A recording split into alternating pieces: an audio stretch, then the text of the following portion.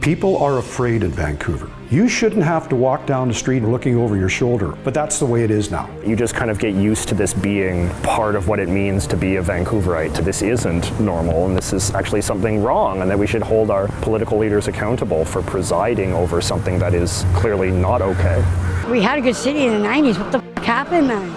What is happening to Vancouver? One of the wealthiest and most naturally beautiful cities in all of North America has been beset by skyrocketing crime, violent attacks, and a crippling battle with addiction that's literally left thousands of people dead. But what is at the root of all these problems? Do police have the tools they need to do their jobs? Are violent offenders being released with little to no regard for public safety? And has an ideological obsession with so-called safe supply and free drugs overshadowed the desperate need for treatment, recovery, and rehabilitation? Harm reduction. Somebody's got a sense of humor, man. Because that shit ain't helping nobody, man. It's helping everybody get high more. Everywhere you look that this stuff has taken hold significantly, the cities have become destroyed. My name is Aaron Gunn, and this is Politics Explained.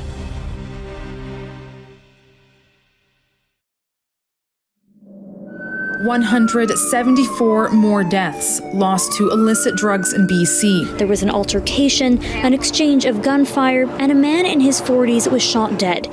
Police say the man was walking shirtless in traffic while kicking cars before the woman and toddler were knocked over.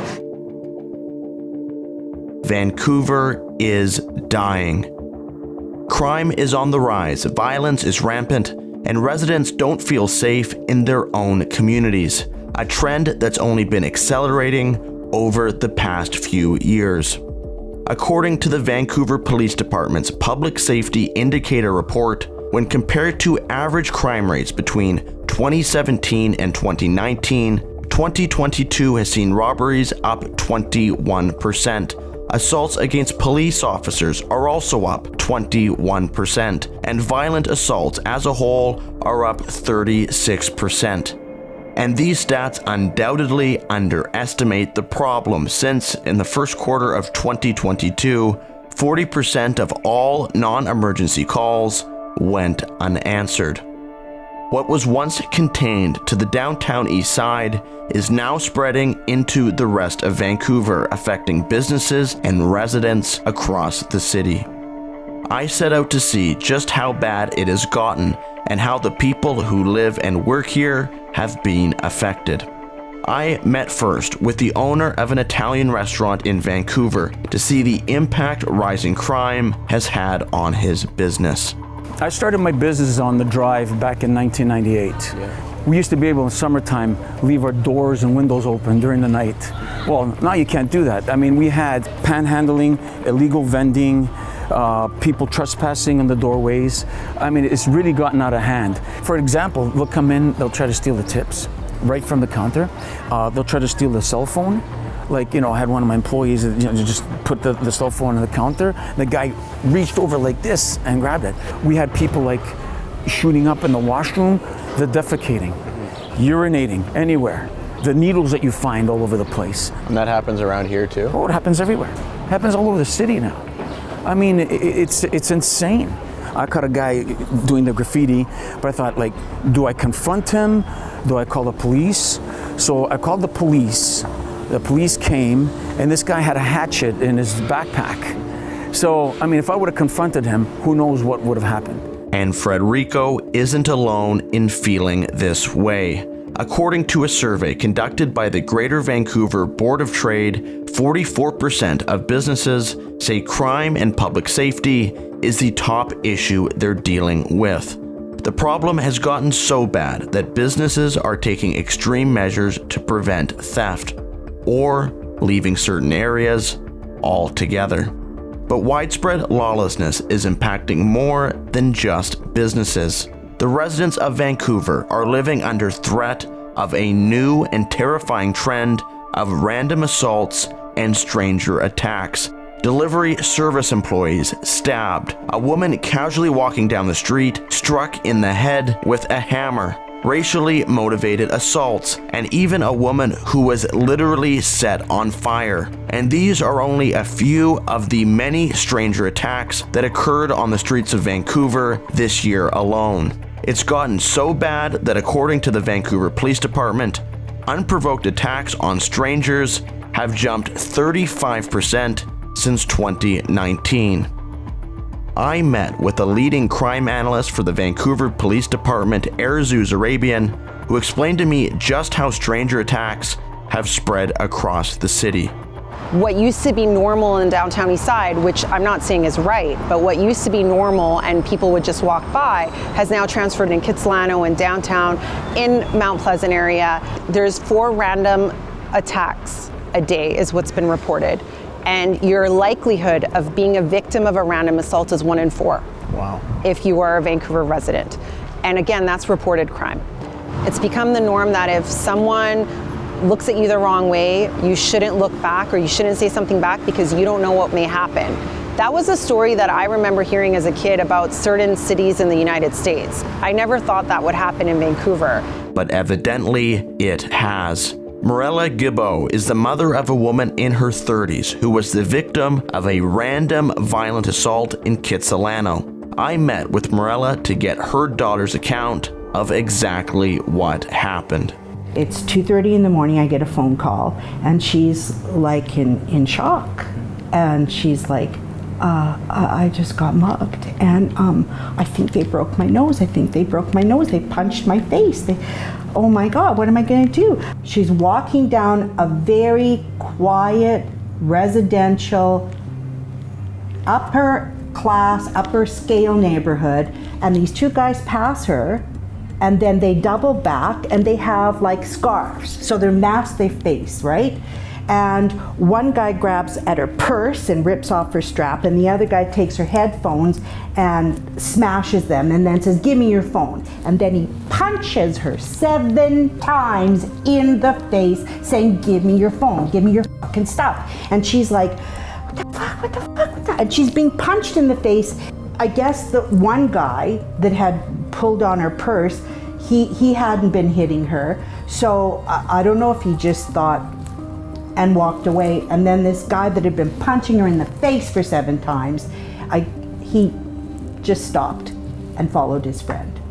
And this is not, just to lay this out for people, this is not the downtown east side in Vancouver. No, she was on the edge of Kitsilano and Point Grey, where Point Grey the Richie Rich live. These types of attacks are becoming so common that grassroots movements are popping up across the city to address the issue of public safety in Vancouver. One of those groups, Save Our City, was founded by lifelong Vancouver resident Dallas Brody.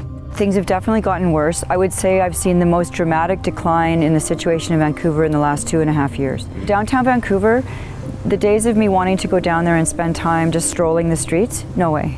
It's spreading, and like I've had things stolen right off my front porch here, even off my back porch, and everybody in this neighborhood has had their windows smashed. I've had my car window smashed and things taken from my car, and you know, that was not this neighborhood before. So how can this be happening in a city as wealthy as Vancouver? How has public safety deteriorated so rapidly, and when did it all begin? I met with retired police officer Curtis Robinson, who served with the VPD throughout the 1990s up until 2009, to find out how public safety has changed over the past few decades. There's no comparison between my experience as a police officer in Vancouver on Hastings Street, the downtown east side, to what it resembles today. It's like you're in 2 different cities. It's that dramatic. It's absolutely, completely different. You didn't see any of the behavior you see. There was no such thing as stranger attacks. There was no such thing as robbing somebody with a needle. There were consequences for your behavior. Now it's a free-for-all. You can do whatever you want, and there's a reason for that. It probably started to change somewhere in the mid-90s, to where the approach at that time, instead of being very, very visible on the street and engaging the community on a daily basis.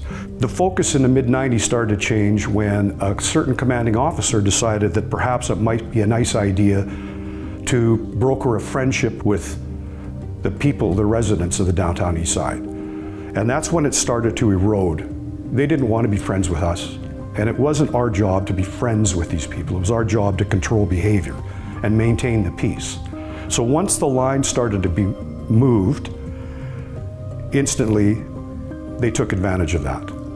So instead of, this is not really allowed down here now, like for example, fixing in a doorway or fixing at bus stops in the morning where people are afraid, now you started to see people do that because they knew that the rules had changed. So this was a gradual erosion. Decreasing the police presence in the downtown east side has only continued since the 90s, allowing lawlessness in the neighborhood to grow to the level it's at today. According to police union head Ralph Kaiser, it's reached the point where the city doesn't want police there at all, allowing the anarchy to spill into other areas of Vancouver. A lot of the stuff and a lot of the crime that's perpetuated in the downtown east side generally stayed within the downtown east side.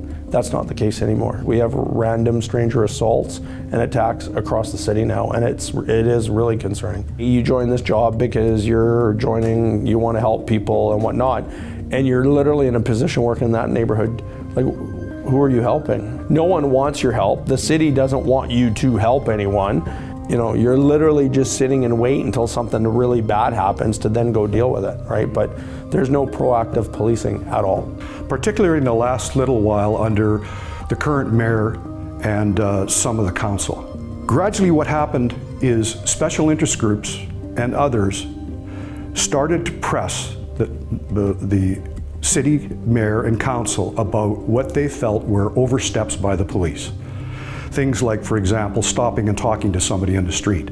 But now this is discouraged because the mayor's decided that this is infringement upon a person's rights. Are the police who are serving now finding it difficult to do their job properly? Absolutely. I run into some of the police officers still serving, and they say it's terrible right now. They're not allowed to do anything. It's not the proactive police, it's we can't do police.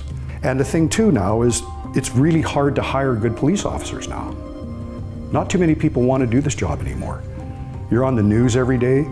You have to be afraid of everything you do. You don't have any support from the mayor or some council members. And now you can't do anything about the things you joined up to do.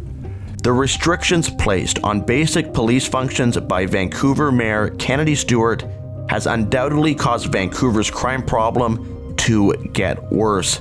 An issue he seems to be either completely oblivious to or simply just doesn't care. How many times has our mayor in the last few months gone on air to say, we live in the safest city, we are very safe. Nothing to see here, folks. How does it help to have our mayor and councillors saying, oh yeah, no, everything's fine. Do not believe your eyes, do not believe your ears. Everything is fine. It's not.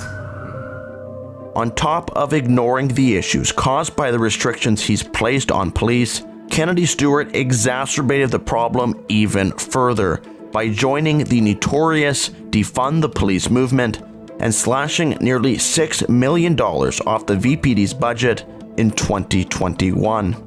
There was an attempt to defund us here in Vancouver, which was troublesome. You know, very, very tight budget as it is already.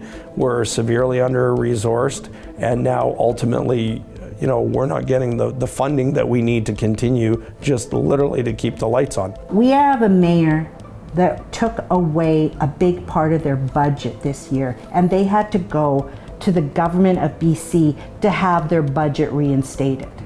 Fortunately for Vancouver residents, the BC provincial government forced the city of Vancouver to return the $5.7 million to the police budget, stopping Kennedy Stewart's Defund the Police movement in its tracks, but not without lasting consequences. The relationship between the mayor and the Vancouver Police Department is broken. When you call your police department a systemically racist organization, It drove a huge wedge in between the membership and their confidence in City Hall.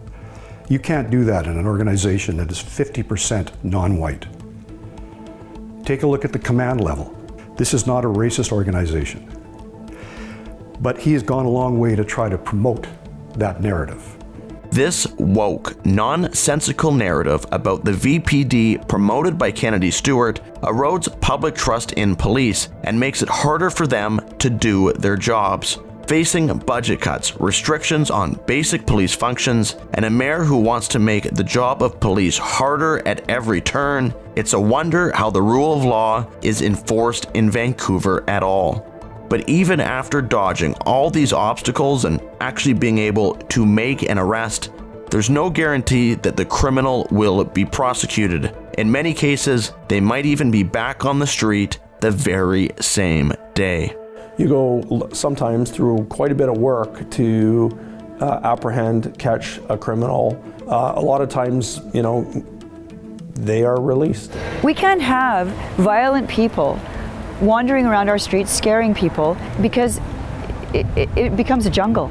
It's not uncommon for an offender to be arrested in the morning, let's say in the early hours of the morning, and within that same 24-hour period be rearrested. So you can actually be arrested twice within the same 24-hour period. You could, and it's that's not unheard of. That has happened. I've seen it personally in my career, yes. The police, their hands are handcuffed because they can only do so much. I'll give you an example.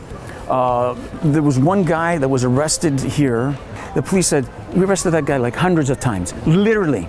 Okay, so it's a revolving door.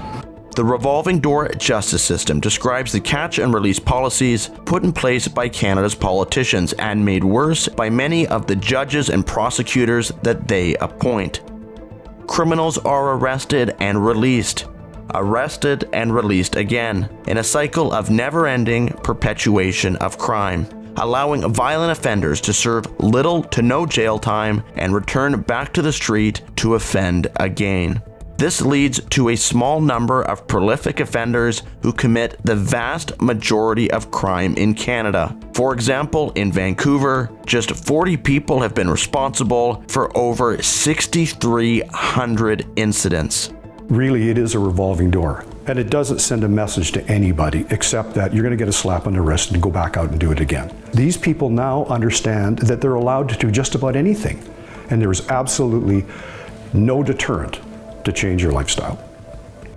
Far from there being a deterrent, once released, these criminals are allowed to return to their life of crime and dodge any further accountability by hiding in highly populated, lawless areas that this city has allowed to exist without supervision. These areas are called tent cities. For 2 years, a tent city in Oppenheimer Park was allowed to exist, attracting hundreds of people, including violent criminals, like the so-called mayor of Oppenheimer Park, who is charged with the murder of a 78-year-old woman.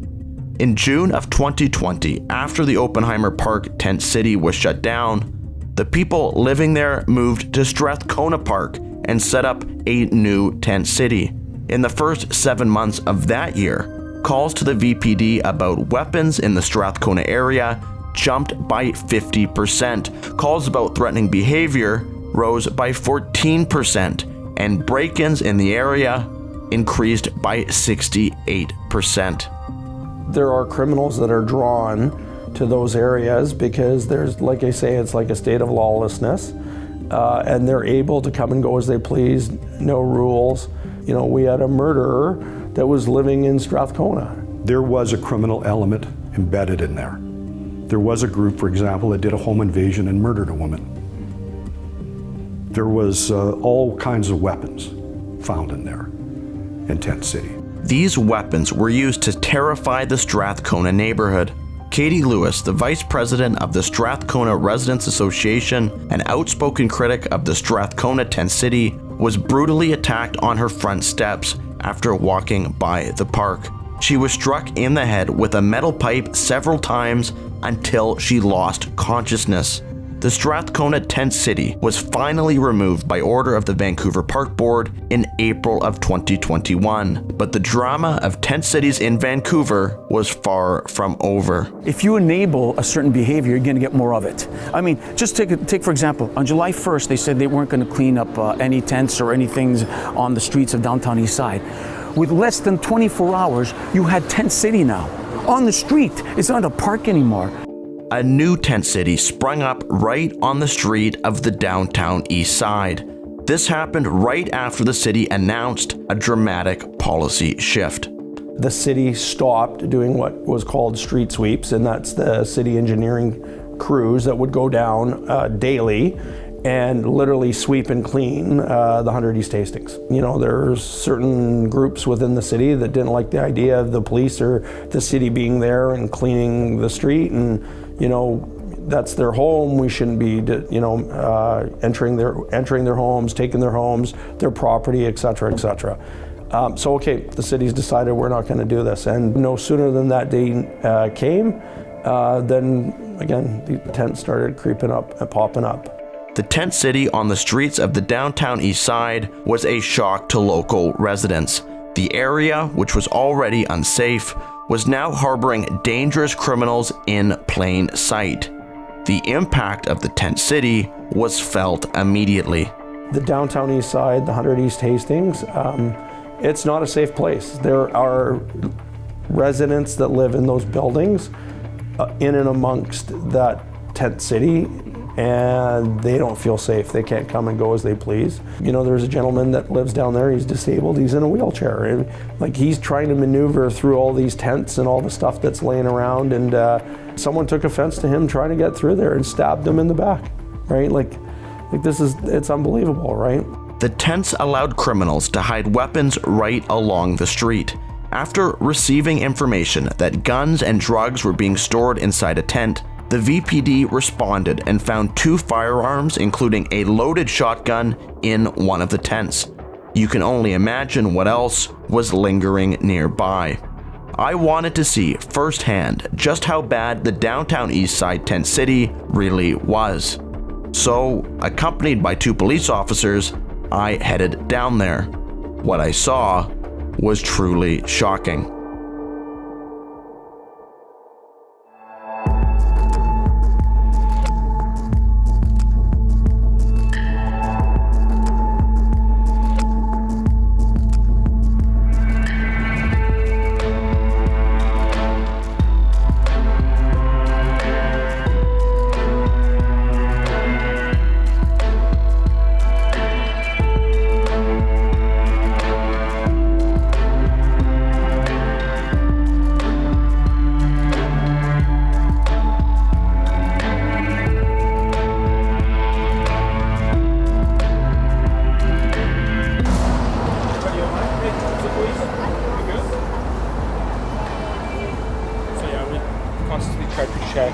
People make sure.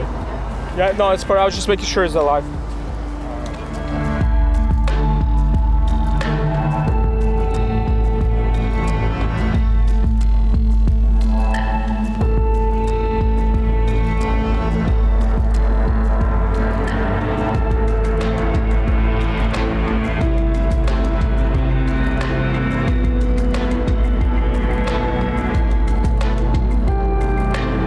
Can it be dangerous down here? It's very dangerous down here. After 7 o'clock, I don't usually suggest anybody coming out and doing things because you never know what happens, right? I'm more concerned about the seniors coming down here and the kids. I've seen a lot of people get hurt down here, and it's sad. Of course, the drugs are involved. I'm an addict. I smoke speed and pot. I've been an addict for 20-something years, and I've been on the street for 27 years. And it's been hard. I've seen a lot of deaths. I've seen a lot of murders. Has it been getting worse, do you think? It's getting worse. This is the worst I've ever seen this in my whole life I've been down here. It's the worst of the worst. People are going missing every day. I lost a lot of friends, over 100 people. I just lost a friend 2 days ago. So do you think the drugs aren't the main problem, or addiction's not the... Drugs aren't the main problem. It's like, I bet you have a cup of coffee every morning. And do you notice, I mean, are there a lot of issues with addiction and stuff around here, or what do you think? There's a lot of issues with addiction. The main like finance over the economies are addictions. Big tobacco companies, oil, everything. It's all addictions. You want to buy that new fancy sports car because you're going through a midlife crisis. More addictions. Oh, you want to soup it up and make it all chromed out. More addictions. Like, it just because it isn't the kind of addictions like that people are used to. It's just the same thing, man. Yeah, it was a pretty heavy case of denial there. Oh yeah. Marshall Smith, the Chief of Staff for the Alberta Minister of Mental Health and Addiction, knows the downtown east side of Vancouver all too well. For 5 years, he lived there, homeless and drug addicted. I spent about 10 years as a correctional officer for the BC Corrections Branch, a career which I really enjoyed, and progressed through that and wound up working in the Gordon Campbell administration as Chief of Staff in the Minister's Office for the Olympic bid for British Columbia. And around that time, my alcoholism and addiction really took off, and as it does, began to interfere with my career. And before long, wound up hanging up my suit and tie at the legislature and vanishing into the streets of Vancouver, where I had lots of run-ins with law enforcement and a great difficulty in the transition between that life as a normal citizen and one as a homeless addict, where I spent 5.5 years on the streets of Vancouver. I remember living in a shipping container not a couple of blocks away from where we are right now, downtown Vancouver. I was down here. I lived on every block in this city, when I was out here. What helped me was getting to treatment. I got into recovery. My life has been good because of that. That's my story. He now serves in government, advocating to help people currently in the situation that he once was in. His experience with both addiction and homelessness put him in the perfect position to answer a question I couldn't help but have while walking around the downtown east side. You hear a lot of talk actually in the public discourse, especially in British Columbia, I think throughout Canada, about homelessness, the homelessness crisis.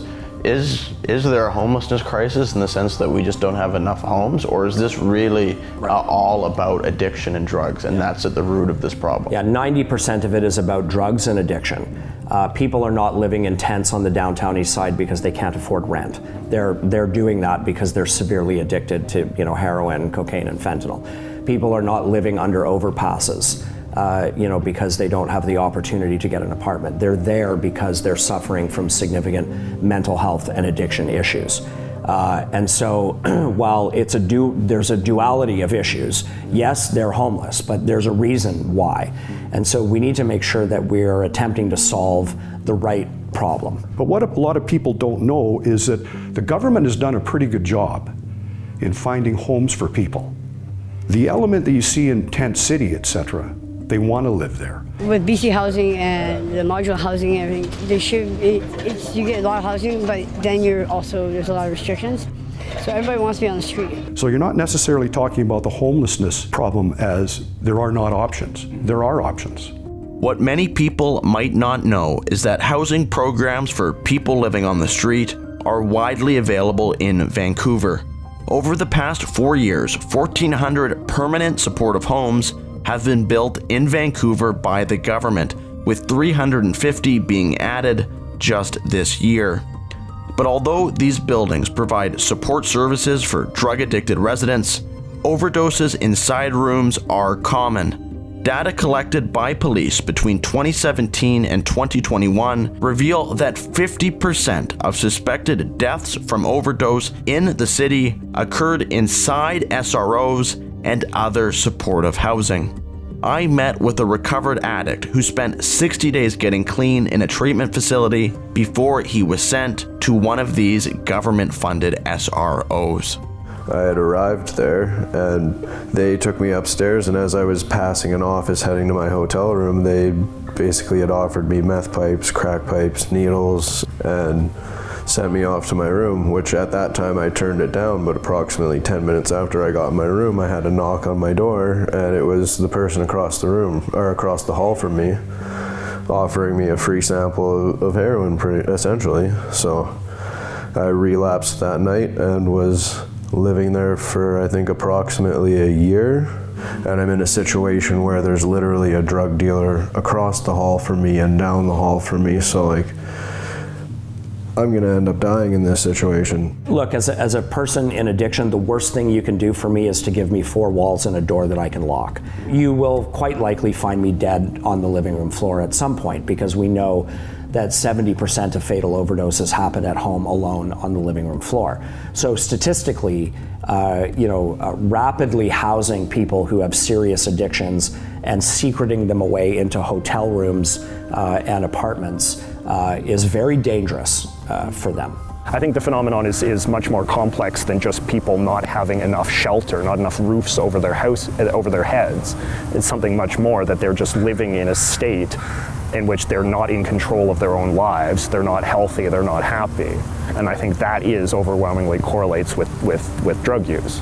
You know, whenever I have somebody coming here from a different country or from, a different part of Canada, and we pass through the downtown east side, they're often very shocked at it, and they say, I've seen, homelessness, I've seen drug addiction manifest before, but I've never seen quite so much in one area where, people are literally on top of each other, shoulder to shoulder, lying on top of one another. It's like nothing else. Hard drug use in Vancouver and British Columbia more broadly is truly out of control. In the first half of 2022, 1,095 people died from overdose in the province. On average, that's more than 6 lives lost every single day. And between January 2020 and July 2021, while around 1,800 British Columbians died from COVID, over 3,000, almost double, overdosed on illicit drugs. But besides the staggering toll on human life and increases in visible levels of homelessness, do drugs impact Vancouver in any other way? With your guys' various experiences with addiction, downtown east side or tent cities, how intertwined are those experiences and that lifestyle with criminal elements, organized crime, violence? Are they come with the territory? You have to, when you're a homeless addict, whatever, in order to sustain your addiction, you have to do crime. I used to spend at least almost $300 a day on my drugs, and how I would have to sustain that was crime. You would be burying your head in the sand if you didn't realize that is perpetuating crime, because if you have a drug addiction and you can't pay for the drugs, then you're going to break into the car, you're going to break into the store, you're going to go and take $1,000 worth of merchandise to sell in the market. Those are just the things that are expected. They're connected because a person who has to fix, you have to steal to get money to buy drugs. Daily life for me towards the end of it for the last couple of years was basically any retail location that you could think of. Me and the people I associated with were stealing anything of value to sell for our addiction. So opiate withdrawal can be one of the most uncomfortable feelings ever for an addict, right? So you're willing to do things that growing up or with the morals instilled in you would never do. 14,500 people all diagnosed with opiate use disorder in BC. Okay. On average, they have been sentenced for 5 offenses each. The majority of them, more than 50%, are forms of theft. More than 10% are violent crimes. And why those? Those are related to the chaos that they're experiencing in their heads, the chaos in the surroundings that they live in. We will only decriminalize those people by addressing those factors. But government doesn't seem to be interested in addressing drug use as the root cause of homelessness, crime, and overdose. Instead, they have focused their energy and resources almost exclusively on a policy known as harm reduction. In 2001, the City Council of Vancouver took the first step in this direction with a strategy document called A Framework for Action, a 4-pillar approach to drug problems in Vancouver. The document identified these 4 pillars as prevention, treatment, enforcement, and harm reduction. In practice, however, very little was done to prevent, treat, or enforce addiction-related issues in the city. It was harm reduction and the clarion call to reduce stigma, that took center stage, especially after 2003 and the opening of Insight, the first supervised drug injection site in all of North America. The Four Pillars approach was conceived in response to what was at the time seen as an unacceptable high of like 150 overdose deaths a year. Now we routinely have over 2,000 overdose deaths a year, right? So you look at how dramatically the rate of overdoses has accelerated in this province, and I don't know how you reach a conclusion that this has been a success, right? The problem, though, is that now it is so bound up in this kind of like cultural, philosophical, ideological sort of miasma that, you know, you can't really judge it in a utilitarian way, right? And so at best, you just kind of have to keep doubling down on the same ideological conclusions, which is just, you know, less stigma, more drugs, basically. Instead of acknowledging the obvious failings of this program, both the province of BC and the city of Vancouver have been doubling down, placing a particular emphasis on enacting policies that, in their view, would reduce stigma toward those addicted to drugs. But is reducing stigma toward an outcome that we'd like as a society to limit or avoid really a good idea? And how does it match up with other public health campaigns literally being undertaken at the exact same time? This idea that the biggest problem we face is stigmatization is, I think, just such a backwards way of conceptualizing it, right? Like, you want to stigmatize behavior that is destructive to the mind and the body. Drinking and driving is a great example. That has, you talk to people of sort of the older generation, and they say, like, you know, when they were growing up, drinking and driving was seen as somewhat comical or no big deal. But our generation has been, you know, I think rightfully sort of subject to a very intense campaign of basically like stigmatization propaganda, telling you that drinking and driving is in fact very bad and wicked and dangerous and terrible, and that you should feel bad if you do it, and you should talk your friends out of doing it. Since I graduated from high school, they've spent 30 years trying to get kids not to get hooked on cigarettes, only to turn around and say, but we're okay with heavy drugs. So the question around stigma really is, you know, what is sort of toxic stigma? And what is just sort of the general social contract and the limitations that we put on certain behaviors and things in the community?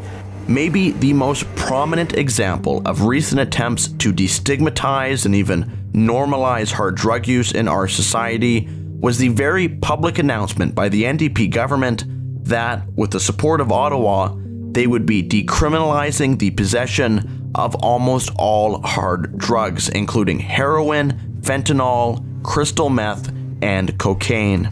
But in reality, does this policy change really make any difference? We never charged for simple possession of heroin since 1985. This seems like a classic example of something that is being done for 100% ideological reasons. It's being done for absolutely zero practical purpose. We are so deep down this ideological rabbit hole that the only problem is stigmatization, that even just like symbolically not enforcing laws that we're already not enforcing is somehow seen as some sort of victory. You know, we were already not putting people in prison, we were already not arresting people for possession, but there was this kind of idea that somehow the fact that that was even theoretically possible was contributing in some way to the problem. Decriminalizing possession will do almost nothing other than pave the way for the more straightforward provision of pharmaceuticals to those very people, because now it's legal for them to have it. Only now did everything begin adding up. Decriminalization, it turns out, had almost nothing to do with ending the imagined persecution of those addicted to drugs, and everything to do with paving the way for yet another harm reduction program. And this time, they weren't simply handing out free and clean needles, as was done in the past. This time, they were handing out free drugs to anyone who wanted them, including in vending machines. It seems so kind of difficult to wrap my mind around about how the Vancouver political establishment could reach the conclusion that, no, actually we just need more of what we've been doing for the last 20 years? Well, Vancouver is definitely leading the way in the sense of trying interventions that have very little to no evidence base, that have not been tried elsewhere, essentially as a human experiment on thousands of people. And I actually think that's particularly inhumane and not progressive. This idea that you're going to basically treat people's lives as a lab, like a rat, you know, as like rats in a lab experiment. I always try and put it in the context of my own children. If they, God forbid, ended up addicted to drugs and they ended up downtown on the streets, the last thing I would want is for someone to give them more drugs, watch them overdose, give them Narcan, give them more drugs, give them Narcan, until basically eventually they just successfully overdose one day. The policy of handing out free drugs is what's known as safe supply. The thinking being to give hard drugs like heroin to addicts so that they don't purchase the same drugs from illegal markets, which might be cut with a more dangerous substance like fentanyl. This is meant to reduce the number of overdoses in Vancouver. But has this worked? Is so-called safe supply actually safe? There really is no such thing as safe supply, right? The term safe supply is a marketing term. There is nothing safe about handing out opioids en masse to a population with as few controls as possible. Well, there's no such thing as a safe supply. When you supply somebody with a drug like fentanyl or heroin or cocaine or methamphetamine, there's nothing safe about that. You are perpetuating an illness, you are perpetuating addiction, and it's essentially state-sponsored addiction. The proposal to provide people who are homeless and unemployed with schizophrenia free methamphetamine and opioids. What do you think that might do for their psychosis? The idea of safe supply is meant to replace an individual's addiction to more dangerous street drugs with those supplied by the government. But in practice, is this how it actually works? The safe supply drugs such as like Dilaudid and Excedrin and stuff, you have people that are getting that and they'll only take one before they go to the doctor for a urine test because the doctors will check to make sure that you're taking it, right? The rest of it gets sold on the black market. Like I've even heard of college students and high school students in this area in general purchasing those safe supply drugs off of dealers that sell all of the harder narcotics that are creating the problem that we see in the downtown east side. So they're reselling the dope. The dealers who are paying, you know, $1 a pill are taking those to other jurisdictions around the city and selling them for $20 a pill. Well, in Surrey right now, they're $5 a pill all day, even upwards of 7 and 10. It depends on the ebb and flow of the demand. You go to Edmonton, they're $20, $30. In New Brunswick and Newfoundland, upwards of $40. Northern Saskatchewan, $40. If all safe supply does is literally fund the drug habit for people struggling with addiction, how can the government possibly think this is the compassionate solution? The proponents of this, the quote-unquote left or whatever you want to call them, seem to have taken in their minds like the compassionate high ground. Yeah.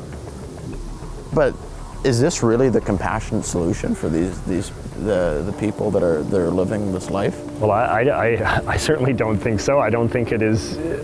I don't think that when you look at somebody who is like living in a kind of state of like living death, a kind of like zombie-like sort of state, I don't think it is compassionate to kind of look at that person and say that's as good as you'll ever have. We as a society have no aspiration for you that is better than that, because we have an ideology, a condescending ideology, that says that is basically your lot in life. You cannot change it because you have no agency. Nothing about drug addiction relates to choice. And in fact, nothing about drug addiction is even inherently bad. So it's just, I don't know, it's like what the old saying says, it's something so dumb that only an intellectual could believe it, right?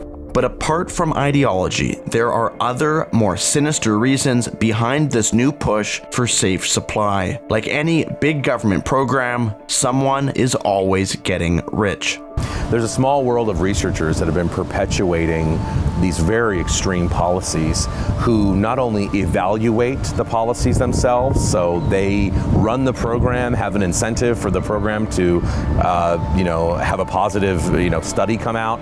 They write and author or at least assist on and review those studies, but even worse, they're in many cases profiting off of these policies. So we know of researchers in British Columbia who have been perpetuating and pushing these very extreme harm reductionist policies who are turning around now and have stakes in private companies that are selling medical grade, as they call it, heroin or fentanyl, and profiting off of this. I also think politicians have really not been pushed because there's been a hugely very well-funded, vocal campaign to normalize drug use in BC for the last 25 years, and they're the ones with the political power right now. Unfortunately, this push by certain pharmaceutical companies to flood the market with government-supplied opioids in the name of public health is not new.